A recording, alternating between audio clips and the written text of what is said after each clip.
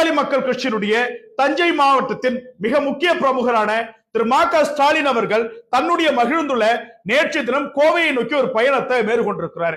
அப்போது அப்பகுதியினுடைய இன்ஸ்பெக்டரான திரு முத்துகிருஷ்ணராஜா அவர்கிட்ட ஒரு தொலைபேசி அழைப்பு வருது.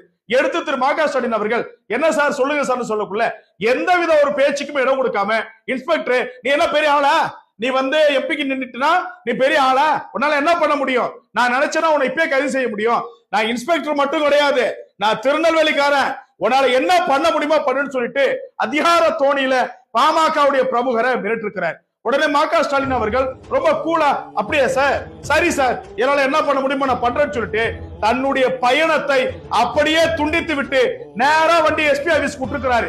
எஸ்பி ஆபீஸ் விட்டுட்டு இன்ஸ்பெக்டர் பேசின அந்த கால் ரெக்கார்டோட எஸ்பி கிட்ட கொடுத்து, சார் உங்களுடைய இன்ஸ்பெக்டர் சம்பந்தமே இல்லாம இப்படி பேசுறாரு, இவர் மீது நீங்க நடவடிக்கை எடுக்கலன்னா வேறு மாதிரியே அந்த சம்பவத்தை நாங்க